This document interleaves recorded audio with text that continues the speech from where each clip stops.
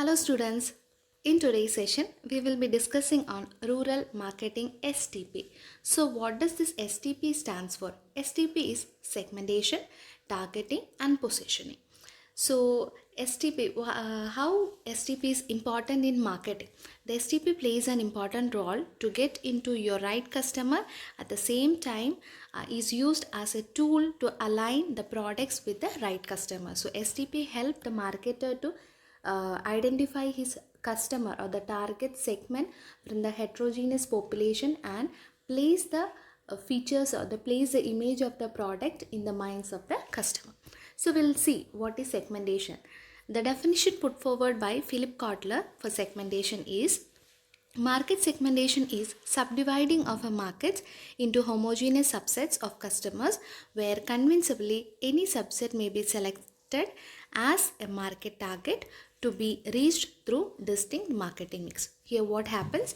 The marketer will be subdividing the heterogeneous population into small subsets, and he will be selecting a particular segment, and that segment will be called the target market, and finally he will be placing the product and services in the minds of the selected target group. And for the placing of the positioning the product and services in the minds of the customer, he will be using marketing mix. And marketing mix means what? It's a combination of product, price, place and promotion. So the power of this segmentation is that in the age of intense competition for the mass market, marketers venturing into rural markets may prosper through creatively serving the specific market segment. Those needs are imperfectly satisfied by the mass market offering. So in rural marketing, the rural markets are not occupied, are not captured. So the marketers who are thinking to enter into the rural market can satisfy the needs if they segment the particular if they identify the particular target market where to enter, and they can satisfy the needs and wants of the customer. So we'll see what are the prerequisites required for effective segmentation. Before segmentation, what are the prerequisites required by the marketer, what he have to be sure before doing segmentation? Once he is thinking, or the marketer is thinking of segmentation, the segment should be measurable, that should be accessible, that should be differentiable and substantial. Measurable means whatever be the feature he is taking into consideration, that should be measurable in nature, that is quantifiable. If he is dividing the entire population based on the income source, that is a quantifiable variable. Based on age, that is again a quantifiable feature. So the segmentation should be based on measurable feature. Segments are formed with the help of creative variables. These variables should be distinct, clear and measurable. Measurable means quantifiable. Accessible means should be reachable. The reach is important to serve the different segments. So before segmenting, the marketer have to make sure that he will be able to reach to the particular customer. So he have to develop a very good channels of distribution. Next point is differentiable. Differentiable means the product should be the segment should be distinguishable, that should be different from the other segments. The segments merit the consideration and attention of the marketers only when they have distinguishing features. So whatever be the segment he is selecting, that should be different from the others, that should be distinguishable, there should be certain specific difference. Next is substantial. Substantial means a segment is attractive to the marketer only when it is profitable.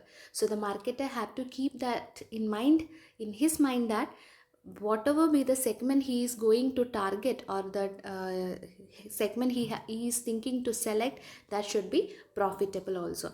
So these are the 4 points which are prerequisites for effective segmentation. Now we'll see what are the degrees of segmentation. So the degrees of segmentation includes mass marketing, segment marketing, niche marketing, and micro marketing. And again in micro marketing there is there is again two subdivisions, that is local marketing and individual marketing. So mass marketing means the marketer is offering product and services for the whole of the population. He is not subdividing the market, he will be delivering his product and services for the entire market. Salt is a commodity which comes under the marketing. And segment marketing, in segment marketing the marketer may divide the entire population based on demographical features, geographical features, maybe behavioral features, psychographical features, maybe any other features also. So most of the FMCG means fast moving consumer goods. So those goods, so the companies offering FMCG goods, they will be offering the products to certain segments, maybe based on the income based, maybe age based, gender based, or region based. So all those, like, that is segment marketing. Niche marketing means a particular, this is a group of people, that is a specialized segment, a specialized group which are having certain unique needs and preferences. For example, those who are suffering from diabetics, they cannot consume the normal biscuits, so they will go for the nutri choice. Or some people who are of or who are suffering from health problems, or who are diet conscious, they will go for the organic products. So that is niche marketing. The next is micro marketing. From the word micro, that is clear, that is a very small segment. The marketer will be serving the needs and wants of the very small segment. Micro marketing involves tailoring products and programs to suit the taste of a specific location and individuals. That may be for a particular location and for very small population. It includes local marketing and individual marketing.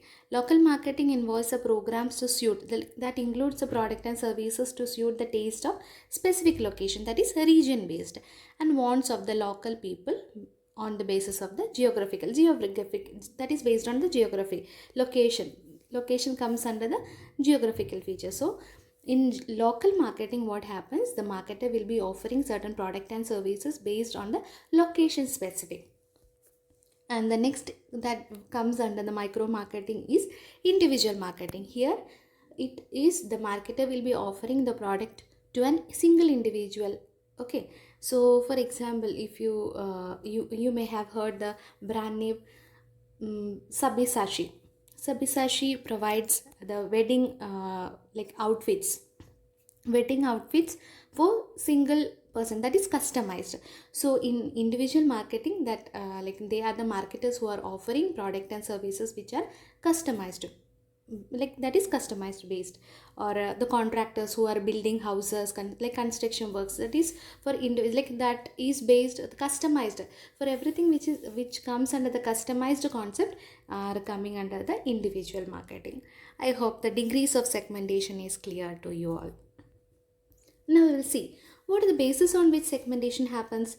So the major four heads are geographical segmentation, demographical segmentation, psychographic segmentation, and behavioral segmentation. So we'll see what all are the major heads that comes under geographical segmentation. In geographical segmentation, region based, that is north, south, east, west. So based on the region, the taste, the food, the climate, and everything is different. The language is also different, so the segmentation happens. Then village size, what is the size of the village, then again the other head comes under geographical segmentation is density is population density. Population density means how many number of people are living in a particular square kilometer. And climate based, that is region specific. In northern area there is mostly winters happens, and in southern part that is more hotter regions. And based on cultural differences, in India it is a country of diversity. So if you move from in a 10 kilometer, you can see different cultures and traditions. So based on the cultures, traditions, and all, the the segments, the people's needs, wants and choices are different.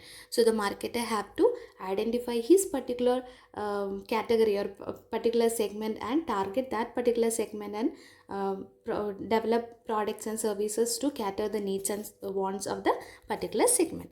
So in demographical features, what are the features that comes under demographic segmentation? Age, family size, that may be nuclear or joint, gender, male or female, income, what is the income category, that is 50,000 to 1 lakh, 1 lakh to 2 lakh, or about 2 lakhs, and like that is income categorization. Occupation, farmers, teachers, civil servants, doctors, like all those based on the occupation.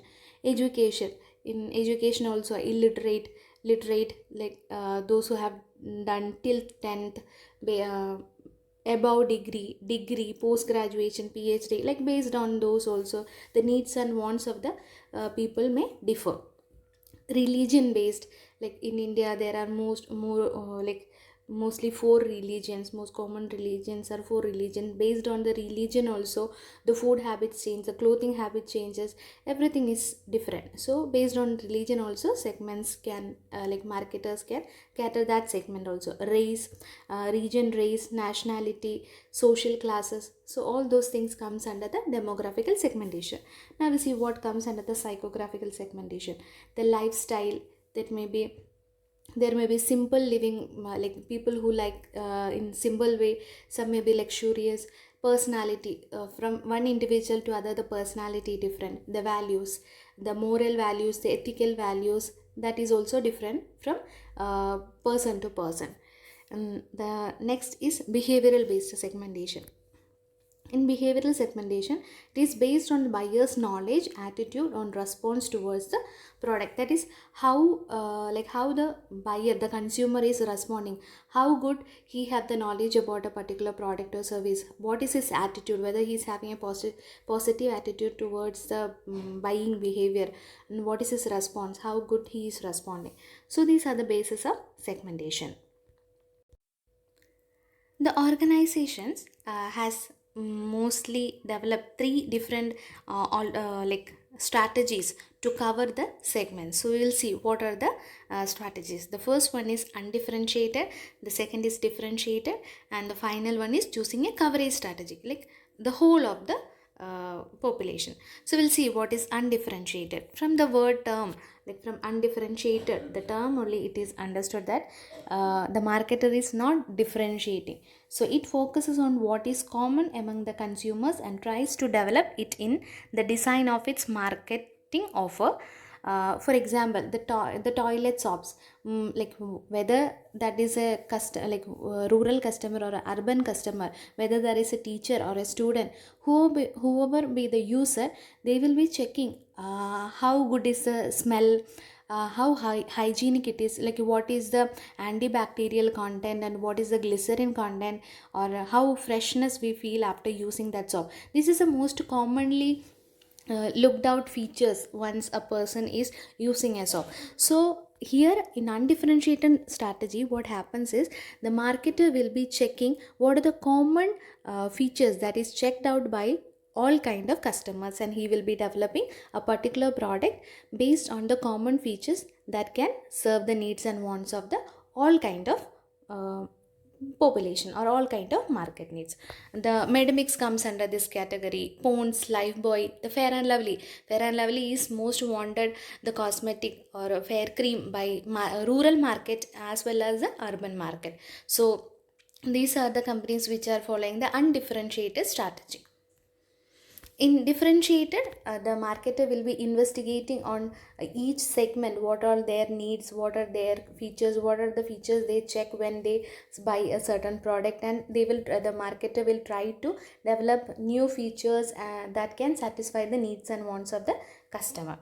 So if we think based on the rural and urban category, the rural people are mostly involved in the agriculture related aspects. So in agriculture, the most commonly used inputs are tractors, seeds and fertilizers. So this is differentiated strategy, like the marketer will be differentiating based on the major occupation or major livelihood activity, and based on that they will be developing the products. sorry, the third point is choosing a coverage strategy. Here the marketer or the company will be identifying what are the features based on four major variables. The variables are the resources involved by the company. What are the resources the company already has? Next is what are the variability of the products that are having in the market? What are the existing variabilities?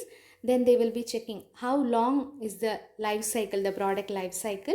And finally the market variability. They will be checking all these four variables, and according to this they will be developing the strategies or segmentation. So these are the three different strategies for segmentation.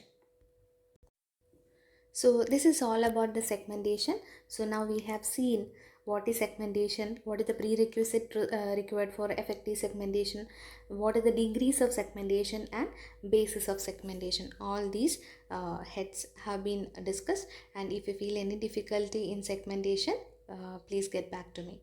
Thank you.